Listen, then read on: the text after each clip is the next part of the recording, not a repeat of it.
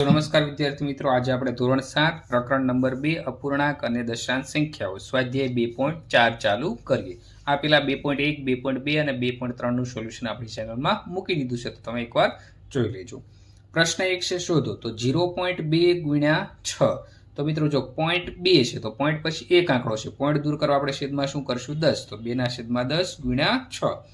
2 ગુણ્યા 6 એટલે 12 અને છેદમાં 10. હવે મિત્રો જો છેદમાં 10 આવ્યા તો એક શૂન્ય છે, તો આપણે એક આંકડા પછી પોઈન્ટ મૂકી દઈએ એટલે 1.2 આપણો આન્સર થઈ ગયો. બીજો દાખલો 8 ગુણ્યા 4.6. તો 8 ગુણ્યા 4.6 છે, પોઈન્ટ પછી એક આંકડો એટલે છેદમાં આપણે એક શૂન્ય 10 કરી દઈએ. હવે 8 ગુણ્યા 46 કરશો એટલે 368 મળશે, આ છેદમાં 10 એમના. હવે છેદમાં 10 છે તો એક શૂન્ય, તો એક આંકડા પછી પોઈન્ટ, તો 8 પછી આપણે પોઈન્ટ કરી દઈએ, આગળ આપણે 36 લખી દઈએ, તો 36.8 આપણો આન્સર. ત્રીજો દાખલો 2.71 ગુણ્યા 5. તો મિત્રો પોઈન્ટ પછી બે આંકડા એટલે છેદમાં 100, 271 છેદમાં 100 ગુણ્યા 5. 271 ગુણ્યા 5 કરશો એટલે 1355 મળશે, છેદમાં 100. હવે મિત્રો આ બે શૂન્ય, તો બે આંકડા પછી પોઈન્ટ, તો પોઈન્ટ 55 અને આગળ 13 થશે. દાખલા નંબર 4 20.1 ગુણ્યા 4. તો પોઈન્ટ પછી એક આંકડો, તો છેદમાં 10 કરી દઈશું ગુણ્યા 4, તો 201 ગુણ્યા 4 તો 804, છેદમાં શું થઈ જાય 10 થઈ જાય. હવે મિત્રો છેદમાં 10 છે એટલે એક આંકડા પછી પોઈન્ટ, તો 4 પછી પોઈન્ટ એટલે 80.4 આપણો આન્સર. ત્યાર પછી મિત્રો દાખલા નંબર 5 0.05. તો જો મિત્રો પોઈન્ટ પછી બે આંકડા, તો છેદમાં એક સાથે બે શૂન્ય એટલે 0.05 છેદમાં 100 ગુણ્યા 7. 5 સત્તા 35 છેદમાં 100. હવે બે શૂન્ય છે તો બે આંકડા પછી પોઈન્ટ મૂકી દો, તો પહેલો આંકડો બીજો આંકડો અહીંયા પોઈન્ટ મૂકી દઈએ, આગળ કાંઈ નંબર ના હોય તો 0 મૂકી દેવાનો. ત્યાર પછી મિત્રો છઠ્ઠો દાખલો 211.02 ગુણ્યા 4. તો મિત્રો 211.02, તો પોઈન્ટ પછી બે આંકડા એટલે છેદમાં 100 થઈ જશે, અહીંયા શું થઈ જશે 21,102 ગુણ્યા 4 એટલે 84,408 છેદમાં 100. હવે મિત્રો બે શૂન્ય છે એટલે બે આંકડા પછી પોઈન્ટ, તો 844.844.08. ત્યાર પછી મિત્રો છેલ્લો દાખલો પહેલાનો 2 ગુણ્યા 0.86. તો પોઈન્ટ પછી બે નંબર એટલે છેદમાં 100 થઈ ગયા. 2 ગુણ્યા 86 એટલે 172 છેદમાં 100.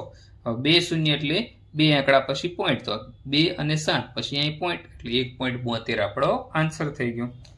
ત્યાર પછી મિત્રો પ્રશ્ન નંબર 2 છે, લંબચોરસનું ક્ષેત્રફળ શોધો જેની લંબાઈ 5.7 સેમી અને પહોળાઈ 3 સેમી.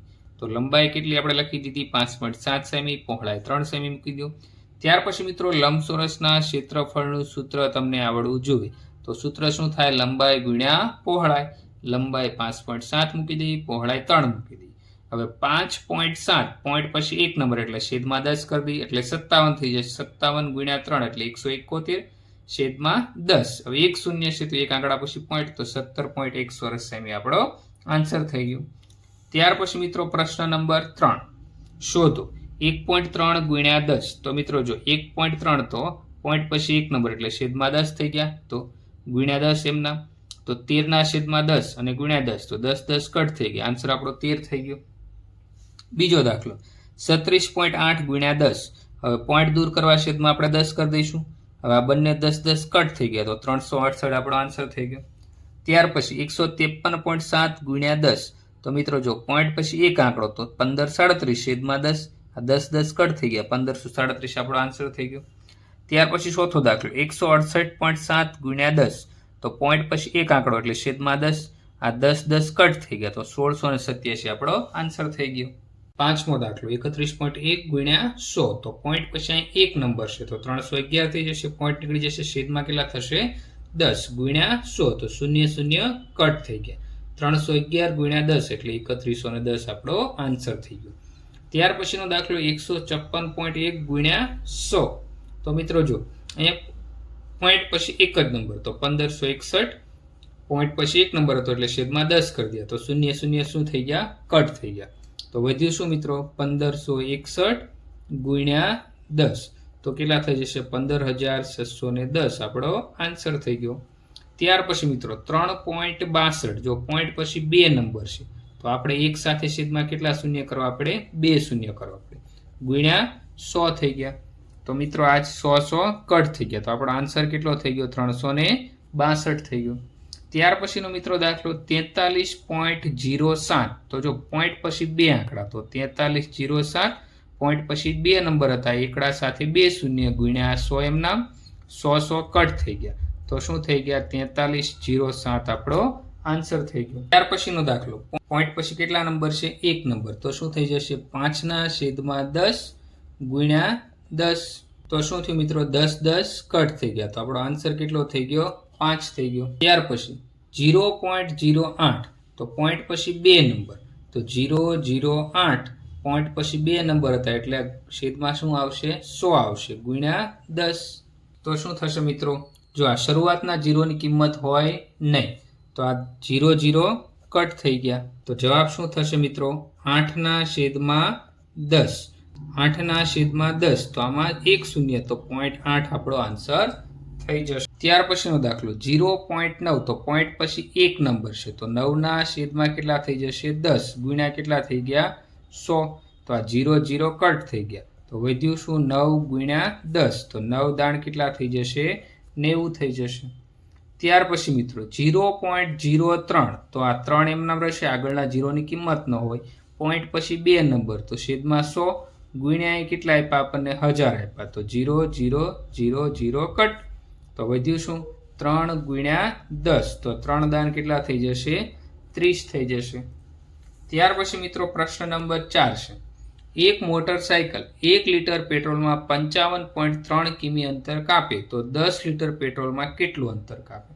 ચાલો મિત્રો, તો આપણે ત્રિરાશિ પહેલા લખી દઈએ. 1 લીટર પેટ્રોલ હોય, 1 લીટર પેટ્રોલ બરાબર 55.3 કિમી અંતર,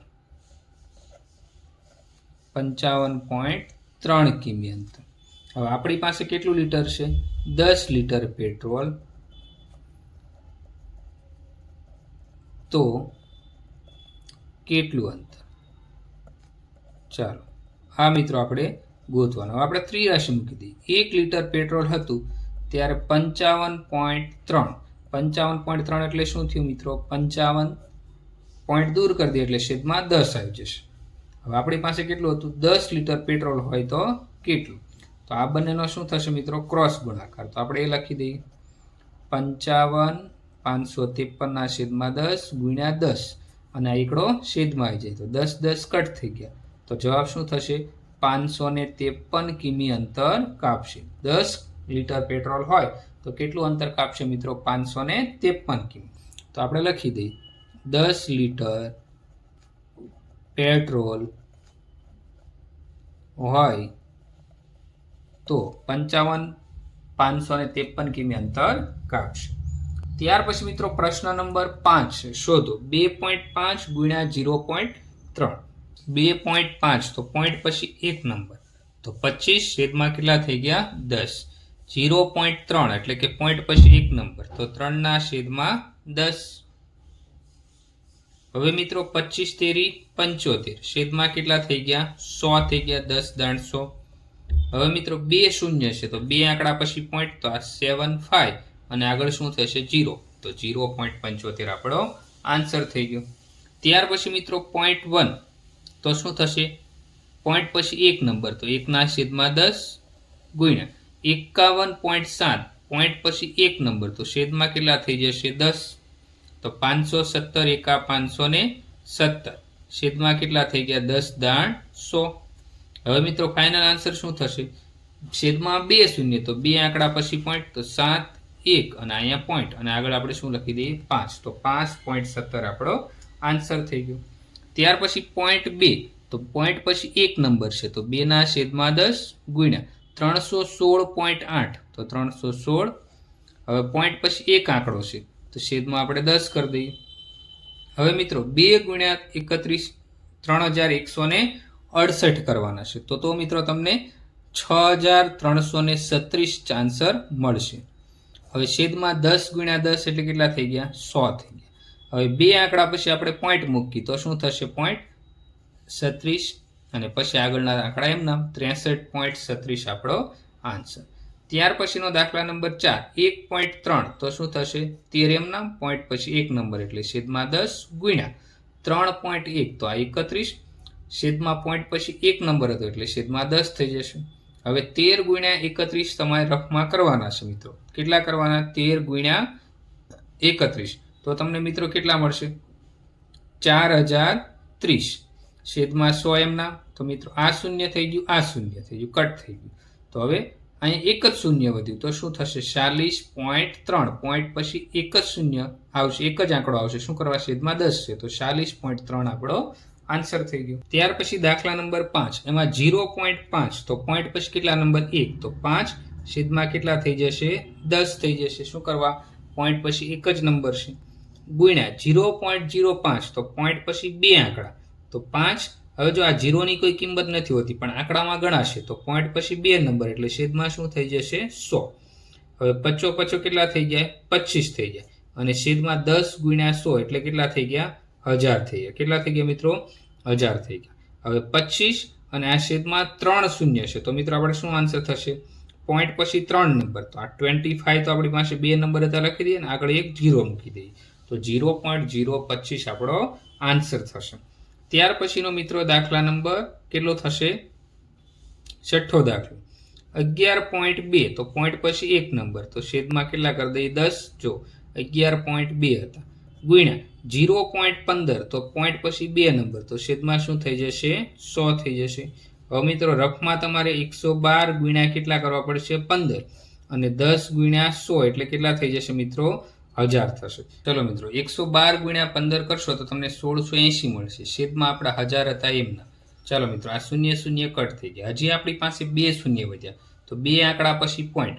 તો 8, 6 બે આંકડા થઈ ગયા પછી પોઈન્ટ અને આગળ એકડો તો 1.68 આપણો આન્સર થઈ ગયો. ત્યાર પછી મિત્રો 1.07 ગુણ્યા 0.02. તો જો આમાં પોઈન્ટ પછી બે નંબર છે તો 107 છેદમાં કેટલા થઈ ગયા? 100 થઈ ગયા.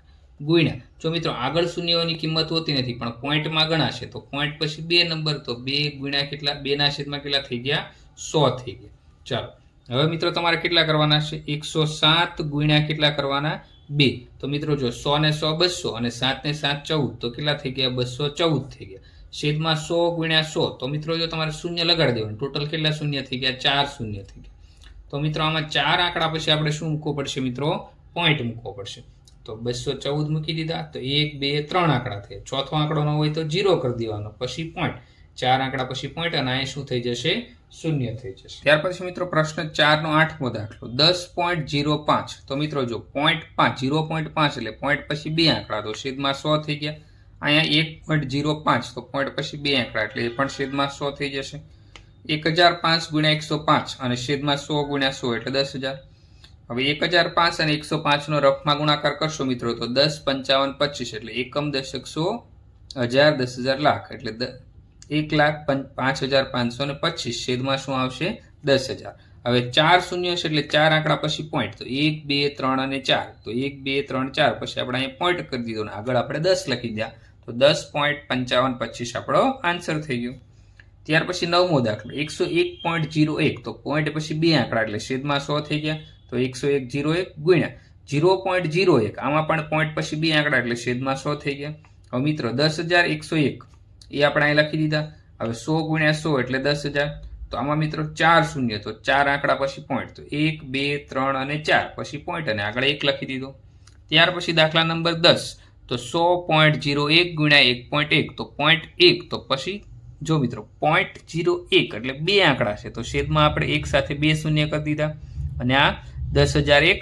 હવે 1.1 તો પોઈન્ટ પછી એક આંકડો તો છેદમાં 10 થઈ જશે તો 10,000 ગુણ્યા 11 એટલે મિત્રો 11,011 થઈ જશે. છેદમાં 100 ગુણ્યા 10 એટલે 1000 તો 1 2 અને 3 શૂન્ય તો 3 આંકડા પછી પોઈન્ટ 1 2 3 અને પોઈન્ટ તો 110.011 આપણો શું થઈ ગયો? આન્સર થઈ ગયો. મિત્રો વિડીયો ગમ્યો હોય તો લાઈક કરી દો, શેર કરજો અને ચેનલને સબસ્ક્રાઇબ કરવાનું ભૂલતા નહીં મિત્રો. Thank you.